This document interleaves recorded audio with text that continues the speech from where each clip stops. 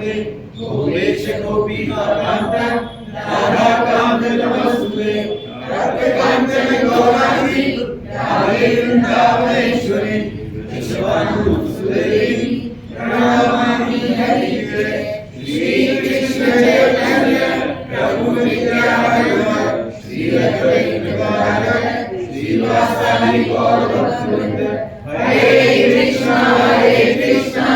कृष्ण कृष्ण हरे हरे हरे राम राम राम हरे राम विष्णु पदाय कृष्ण पृष्ठाय भूतले श्रीमती नमस्तनाय नाम नमस्ते नमस्तनाय भक्ति पादप्रियते दुर्लभ कृष्ण भक्ति में अति सरल कार्य हरे कृष्ण कृष्ण कृष्ण हरे हरे हरे राम नारायणं नमस्कृत्य नरं चैव नरोत्तमं देवीं सरस्वती व्यासं ततो जयमुदीरये श्रीमद् गर्ग संहिता।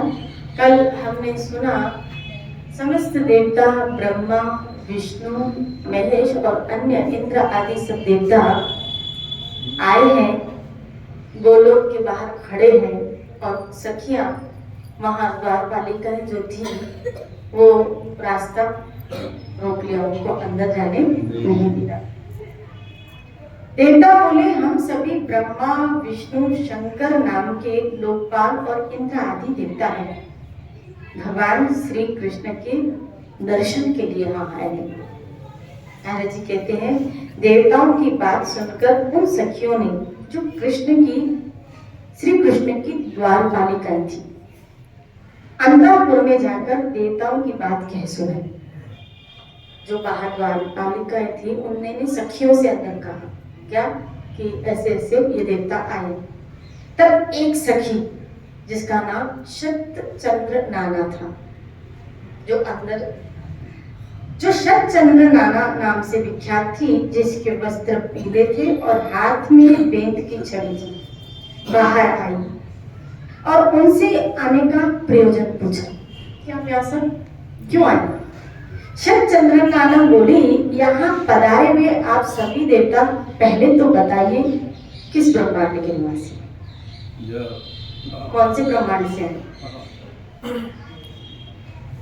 ये शीघ्र बताइए, तब मैं भगवान श्री कृष्ण को सूचित करने वहां जाऊंगी कि आप किस ब्रह्मांड से आए। तो पहले बताइए कि आप किस ब्रह्मांड के देवता। तो ब्रह्मा शंकर विष्णु शौक हो गए, ये तो बड़े आश्चर्य की बात है, क्या अन्य अन्य ब्रह्मांड भी है क्या?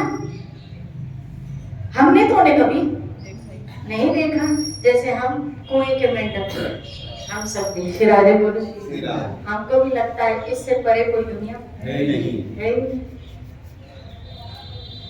हम तो यही जानते हैं एक ही ब्रह्मांड है, इसके अतिरिक्त दूसरा कोई ब्रह्मांड दूसरा कोई है ही नहीं। शतचंद्र नाना बोले ब्रह्मदेव यहाँ तो विरजा नदी में करोड़ों ब्रह्मांड इधर उधर लुढ़क रहे हैं, एक नहीं करोड़ों। शिराजी तो मैंने अभी तो कहते हूँ ठाकुर जी के लिए कौन सी चीज है जो आपको वो नहीं दे सकते। अगर कोई संसारिक याचना भी है तो ठाकुर जी की आराधना इसलिए करनी चाहिए। शिराजी बोले निष्काम भक्ति की तो सोने पे सुहागा, लेकिन मेरे ठाकुर की यहाँ कौन सी कमी है? यहाँ बोला विरजा नदी में ऐसे करोड़ों ब्रह्मांड, एक नहीं दो नहीं 100 नहीं 1000 नहीं करोड़ों, उनमें आप जैसे पृथक पृथक देवता निवास करते हैं। क्या आप लोग अपना नाम गांव तक नहीं जानते? उसे डांटते हुए जान पड़ता है कभी यहाँ आए नहीं हो। श्री बोले कभी यहाँ कौन से देवता थे? ब्रह्मा विष्णु शिव जी इंद्र आदि और देवता कभी यहाँ आए नहीं हो। अपनी थोड़ी सी जानकारी में हर्ष से फूल उठे हो कि अपने इस थोड़ी जानकारी में किसी लोक में जानकारी आपको क्या मिली? क्योंकि जिसको जितनी जानकारी मिलती है वो सोचता है उससे परे कुछ जानकारी है ही नहीं, मुझे बहुत नॉलेज है। इनको अपनी थोड़ी सी जानकारी में बड़े भूले उठे हो। जान पड़ता है कभी बाहर से निकले ही नहीं हो, श्री राधे बोली।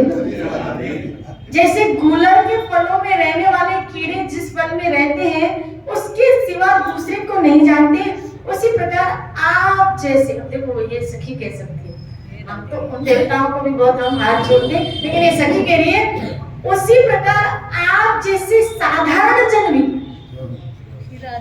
वो सखी कह रही है। हमारे लोग शिव ब्रह्मा सब आदरणीय, हम तो सब वो वहां पहुंचने के बाद वो लोग जो पहुंच रहे हैं वो आप जैसे साधारण जन भी जिसमें उत्पन्न होते हैं एकमात्र उसी को ही ब्रह्मांड मानते हैं। श्री राधे बोले। राजन इस प्रकार उपहास के पात्र बन गए सब देवता, मजाक बन गया और खड़े रह गए, कुछ बोल न सके क्योंकि वो तो कुछ वास्तव में जानते ही नहीं थे। किसी फील्ड के लिए हमें पूछा जाए और हमें उसकी जानकारी न हो तो हम तो उपहास के केंद्र ही तो बनेंगे। उन्हें चकित से देखकर भगवान विष्णु ने कहा, विष्णु बोले जिस ब्रह्मांड में भगवान कृष्णी गर्भ का सनातन अवतार हुआ था ना, कृष्णी गर्भ का, तथा त्रिविक्रम विराट रूपधारी वामन के नख से जिस ब्रह्मांड में विवर बन गया था वही उस ब्रह्मांड के निवासी। श्री राधे बोले जिस ब्रह्मांड में वामन देवता आए और वो उनके नख से जिस ब्रह्मांड में छेदन हो गया था उस ब्रह्मांड के निवासी। तो अंदर जाके बोलो कि उस ब्रह्मांड में जहां वामन भगवान ने वो छेदन किया था उस ब्रह्मांड के निवासी। भगवान विष्णु की बात सुनकर शतचंद्रना ने उनकी पूरी प्रशंसा की और स्वयं भीतर चले गए। ठीक है, फिर शीघ्र ही आए और सबको अंतःपुर पधारने की आज्ञा देकर वापस चले गए। संपूर्ण देवताओं ने परम सुंदर गोलोक धाम के दर्शन किए। श्री राधे। वहां गोवर्धन नाम का गिरिराज शोभा पा रहा था। तो गिरिराज भगवान की जय। यहाँ जो भी है ना सब रिफ्लेक्शन है, छाया है, सब रिफ्लेक्शन है, छाया है। इसीलिए तो जब भगवान कृष्ण श्री जी नीचे आती है तो कहती है मैं ब्रज के बिना वृंदावन के बिना नहीं रह पाऊंगी, इसलिए एक टुकड़ा ऊपर से नीचे आता है। श्री राधे। पहले उसने वहां क्या देखा? गोवर्धन देखा। गिरिराज का वह प्रदेश उस समय वसंत का उत्सव मनाने वाली गोपियों और गौओं के समूह से घिरा हुआ था। कल्प वृक्ष तथा कल्पलताओं के समुदाय से सुशोभित था। रास मंडल उसे मंडित अलंकृत कर रहा था। वहां श्याम वर्ण वाली उत्तम यमुना नदी स्वच्छंद गति से बह रही थी। श्री राधे बोले। जो यमुना ऊपर है नीचे। श्री राधे बोले। जो गोवर्धन वही, क्योंकि श्री जी ने कहा था मैं इनके बगैर नीचे नहीं जाऊंगी, तो अपने साथ नीचे लेके आए। इसीलिए मैं कहती हूँ कि जब आप गोवर्धन, जब आप यमुना को देखते हो तो गोलोक की विभूतियों को देखते हो, उन गोलोक की विभूतियों के दर्शन करते हो। श्री राधे। तट पर बने हुए करोड़ों महल, जो चबूतरे बने होते हैं ना, उसकी शोभा बढ़ाते हैं तथा उस नदी में उतरने के लिए वेदों में मणि की सुंदर सीढ़ियां बनी हुई है, मणियों की। इसलिए आपको जब अकबर आया था और कहा था इसको हिरदास जी को कि भाई आप मुझे कोई सेवा नहीं दी, तो बोला कि यमुना की खड़ी एक दीवार बना दो, सीढ़ी बना दो। श्री राधे बोले सीढ़ी तो क्या, वो सीढ़ी के एक पत्थर भी है ना, उसका भी मूल्य जितना धन तुम्हारे कोषाध्यक्ष में नहीं, पता चले। श्री राधे बोले। क्योंकि यहाँ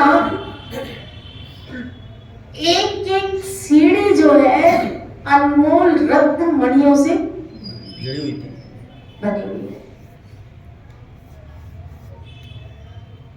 वृंदावन धाम निराला रत्न जड़ित। श्री राधे बोले। वहां दिव्य वृक्ष और लताओं से भरा हुआ वृंदावन, श्री वृंदावन, श्री वृंदावन अत्यंत शोभा पा रहा है। भांति भांति के विचित्र पक्षी, भ्रमण तथा वंशीवत के कारण वहां की शोभा और बढ़ रही है। वहां सहस्त्र दल कमलों की सुगंध पराग को चारों ओर पुनः पुनः बुखेरती हुई शीतल वायु मंद मंद गति से बह रही है। कमल 1 2 4 नहीं, सहस्त्रों की संख्या में और नाना प्रकार की रंग बिरंगी पुष्प वहां खिले हुए हैं। वृंदावन के मध्य भाग में 32 वनों से युक्त एक निज निकुंज है। मध्य में एक निज निकुंज है। 4 दीवारें और खाइयों उसे सुशोभित कर रही है। उसके आंगन का भाग लाल वर्ण वाले अक्षय वटों के अलंकृत वृक्षों से मटित है। शिराधे बोले, यानी आंगन ही कैसा है? लाल वर्ण वाले अक्षय वट। शिराधे बोले, तो आपने लाल वर्ण वाले कभी वृक्ष देखे? शिराधे बोले, वहां सब कुछ अद्भुत है, सब कुछ अद्भुत है। पद्मराग आदि 7 प्रकार की मणियों से बनी दीवारें तथा आंगन के फर्श बड़ी शोभा पाते हैं। 7 प्रकार की मणियां। यहाँ कितनी प्रकार की मणियां होंगी? हमने कितनी प्रकार की देखी होंगी? जो मणियों का जिसको नॉलेज होगा वो ही जानकार होगा कि कितनी। तो यहाँ 7 प्रकार की मणियां। शिराधे बोले, उसकी दीवारें, आंगन के फर्श बड़ी शोभा दे रहे हैं। करोड़ों चंद्रमाओं की मंडल की छवि धारण करने वाले चंदोवे उसे अलंकृत कर रहे हैं। उनमें चमकीले गोले लटक रहे हैं। शिराधे बोले, चांद जैसे, और वो भी करोड़ों। शिराधे बोले, फहराती हुई दिव्य फहराती हुई दिव्य पताका और खिले हुए फूल मंदिर और मार्गों को शोभा बढ़ाते हैं। वहां ब्राह्मणों के गुंजार संगीत की वृष्टि करते हैं। शिराधे बोले, बावरे है ना, संगीत गाते हैं वहां। बावरे भी, वहां पक्षी भी संगीत गाते हैं। मयूरों और कोकिलाओं की कलर सदा श्रवण गोचर होते हैं। और जब हम तोते और कोयले मधुर स्वर में गुंजार करती हैं, आप देखो कभी आप ऐसे स्थान में जहाँ पक्षियों की चहचहाहट हो, आपको वैसे ही पॉजिटिविटी आएगी, वैसे ही बहुत अच्छा लगता है। जहाँ झरने बह रहे हो, चारों तरफ वृक्ष हो, कुछ पहाड़ों का नजारा हो और पक्षियों और मयूरों की चहचहाहट आवाजें आ रही हो, आपको वो वातावरण बहुत ही आकर्षित करेगा। वहां बाल सूर्य की सुदृश्य कांतिमान अरुण पीत कुंडल धारण करने वाली ललनाएं शत शत चंद्रमाओं के समान गौर वर्ण से उद्भासित होती है। शिराधे बोले, वह किशोर अवस्था, छोटी छोटी सखियां की हाइटेड नहीं है, छोटी छोटी। गोलोक में जो सखियां टहलती हैं वो सब छोटी हाइट की हैं। यहाँ बताया बाल सूर्य कांतिमान, उनके कुंडल से ऐसे तेज निकलता है कि कुंडल ही इतने चमकते हैं जब वो गोलोक में वो ललनाएं चलती हैं। स्वच्छंद गति से चलने वाली वे सुंदरियां मणि रत्नमयी भित्तियों में अपना मनोहर मुख देखती हुई, यानी दीवारों में, क्योंकि वो मणि जटित है, दीवारें मणि जटित है। शिराधे बोले, मनोहर मुख देखती वहां के रत्न जटित आंगन में भागती फिरती है।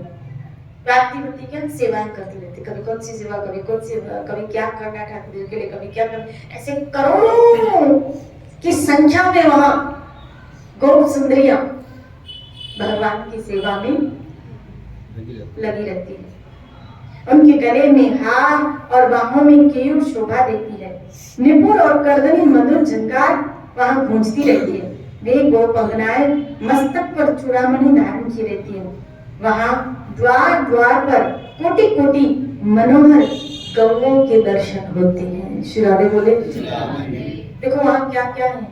गाय, सुंदर सुंदर ललनाएं और जो आपको यहाँ जीव सुंदरता देखना चाहता है प्रचुर, इसीलिए तो यहाँ जीव के अंदर वो देखने की इच्छा है, वो सुंदरता ही देखना चाहता है, ढूंढ रहा है अभी तक। तो वहां वस्तुओं में भी सुंदरता, व्यक्ति में भी, स्वभाव भी सुंदर, श्री राधे बोलिए सुंदरता की खान। वहां गौओं के दर्शन होते, वे गौएं भी दिव्य आभूषणों से विभूषित श्वेत पर्वत के समान प्रतीत होती है। सब सफेद है, सुंदर है और स्वर्ण आभूषणों से अलंकृत रहती है। सबकी सब दूध देने वाली और नई अवस्था की है, सुशीला, सुरुचा तथा सद्गुणवती है वो। सभी सबवत्सा और पीली पूंछ की है। वह गाय कौन सी पूंछ है उनकी? पीली पूंछ। यहाँ कोई को देखे ना तो समझ लेना गोलोक से आती है। श्री राधे बोलिए। ऐसी भव्य रूप वाली गायें वहां सब और विचर रही है। उनके घंटों तथा मंजीरों से मधुर ध्वनि होती है। किंकणी जाला से विभूषित उन गवों के सींगों में सोना मड़ा हुआ है। श्री राधे बोले सोने के सींग है। श्री राधे बोले बड़ा सोना हुआ है। यहाँ तो अगर कोई गाय देखे तो सब चुरा ले, रख भी नहीं। श्री राधे बोले वे स्वर्ण हार पहनती है, मालाएं धारण करती है, उनके अंगों से प्रभा झटकती है। सभी गौएं भिन्न भिन्न रंग वाली है, कोई उजली, कोई काली, कोई पीली, कोई लाल, कोई हरी, कोई तांबे की रंग की, कोई चितकबरी। किन्हीं किन्हीं का वर्ण तो धुएं जैसा है। बहुत सी कोयल के रंग वाली है, यानी काली। दूध देने में समुद्र की तुलना इतना दूध देती है। और गायों के शरीर पर तरणियों के कर चिन्ह सुशोभित हैं, अर्थात युवतियों के हाथों के रंगीन छापे दिए गए। हिरण के समान छलांग भरने वाली बछड़ों से उनकी अधिक शोभा बढ़ गई है। गायों के झुंड में विशाल शरीर वाले सांड भी इधर उधर घूम रहे हैं। ये सब गोलोक में है। ये सब गोलोक के दर्शन हो रहे हैं कि वो देवता लोग गोलोक में क्या क्या देख रहे हैं। उनकी लंबी गर्दन और बड़े बड़े सींग है। उन सांडों को साक्षात धर्म धुरंधर कहा जाता है। गौओं की रक्षा करने वाले चरवाहे भी वहां अनेक हैं। उनमें से कुछ तो हाथ में बेंत की छड़ी लिए हैं और दूसरों के हाथ में सुंदर बांसुरी शोभा दे रही है। कई ऐसे गोप हैं जिनके हाथों में भी क्या है? बांसुरी है। उन सबके शरीर का रंग श्याम है। वहां सबका रंग कैसा है? श्याम वर्ण। जो गोप है उन सबका वर्ण श्याम है और जो गोपियां हैं उन सबका वर्ण सुंदर गोरा। श्री राधे बोले वे भगवान श्री कृष्ण चंद्र की लीलाएं ऐसे मधुर स्वरों में गाते रहते हैं, उसके उनको सुनकर कांधे भी मोहित हो जाए। इस दिव्य निज निकुंज को संपूर्ण देवताओं ने प्रणाम किया, फिर भीतर चले, यानी और भी अंदर। श्री राधे बोले ये तो अभी बाहर गेट के में जो हो रहा है वो देखा है। श्री राधे बोले अब भीतर चले। वहां उन्हें 1000 दल वाला एक बहुत बड़ा कमल दिखाई दिया। अब उसके भीतर, ये तो वहां था, अब इसके भीतर 1000 दल वाला कमल। इसीलिए जो 84 कोस का वो बताया गया वो कमल दल के समान। श्री राधे बोले वो पूरा ये ऊपर नीचे कोई रिफ्लेक्शन ही है। जब कोई निकुंज का या उस दिव्य धाम का चिंतन करता है तो ये पढ़ के धीरे धीरे अपनी चेतना में उसका चिंतन करना चाहिए। श्री राधे बोले अभी आपको सोचना चाहिए इन देवताओं के बीच में मैं भी घुस गई, हम भी घुस गए, हम भी घुस गए और हम भी वो सब देखते हुए चल रहे हैं। अब हम घुसे अंदर जहाँ 1000 दल वाला एक कमल। वह ऐसा सुशोभित था मानो प्रकाश का पुंज हो। उसके ऊपर एक 16 दल का कमल, पहले 1000 दल का कमल, फिर उसके ऊपर एक 16 दल का कमल, उसके ऊपर 8 दल वाला कमल, फिर उसके ऊपर चमचमाता एक ऊंचा सिंहासन, पहले 1000, फिर 16, फिर 8, उस 8 के बीच में एक ऊंचा आसन था अंदर। 3 सीढ़ियों से वह सिंहासन, उस आसन के चढ़ने के लिए कितनी सीढ़ियां थी? 3 सीढ़ियां। 3 सीढ़ियों से संपन्न वह परम दिव्य सिंहासन कौस्तुभ मणियों से जटित होकर अनुपम शोभा पा रहा था। उसी पर भगवान श्री कृष्ण श्री राधिका के साथ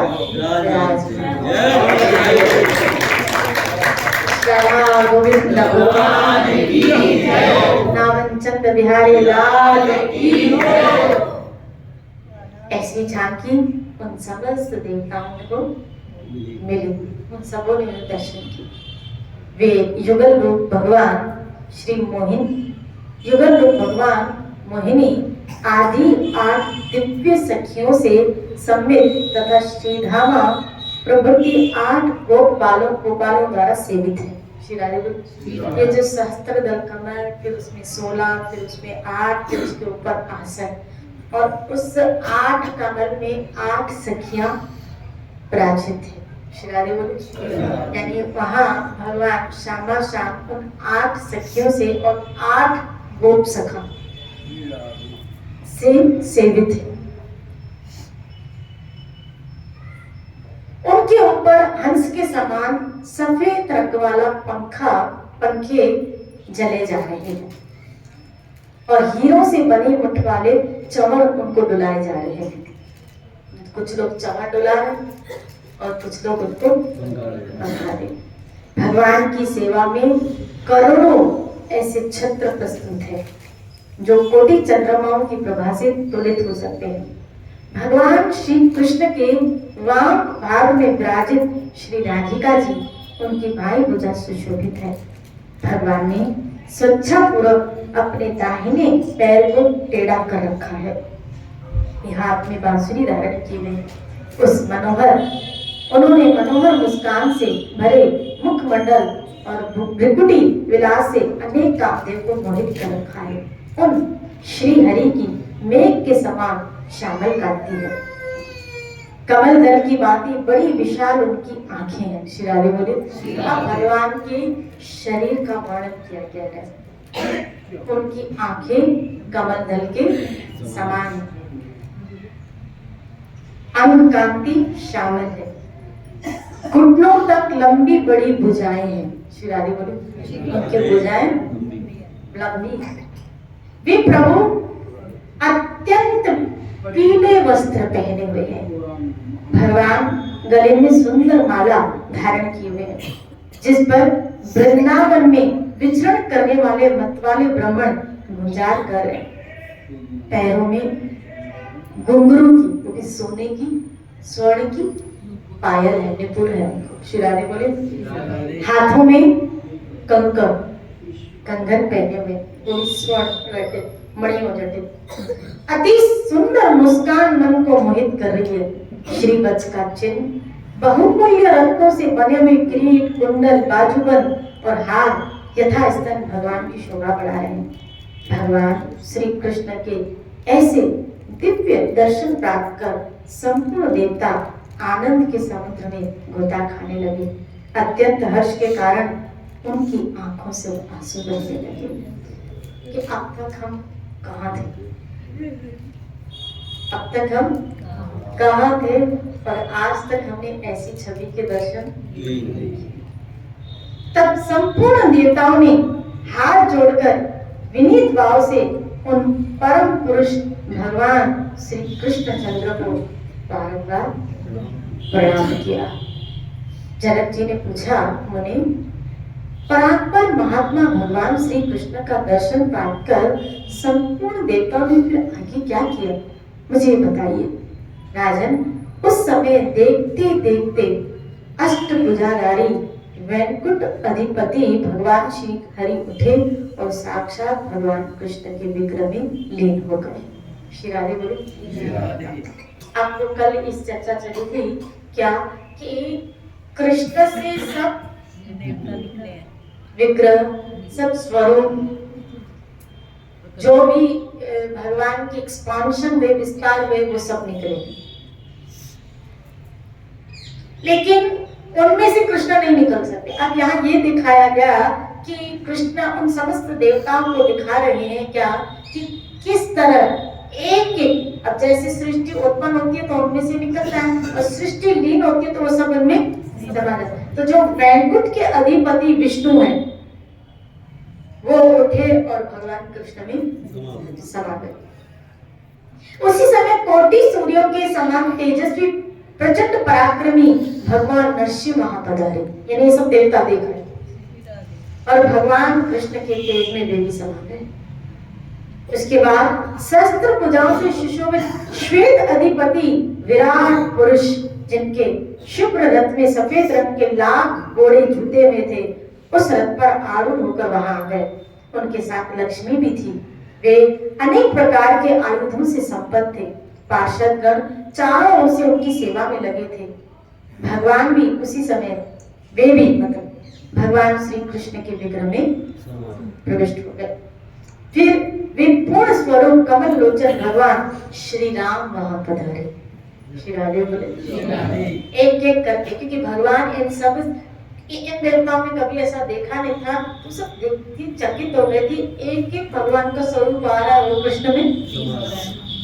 अब वहां राम आए, हाथ में धनुष और बाण लिए, सीता जी और भरत आदि तीनों भाइयों के साथ। उनका दिव्य रथ 10 करोड़ सूर्यों के समान शोभायमान था।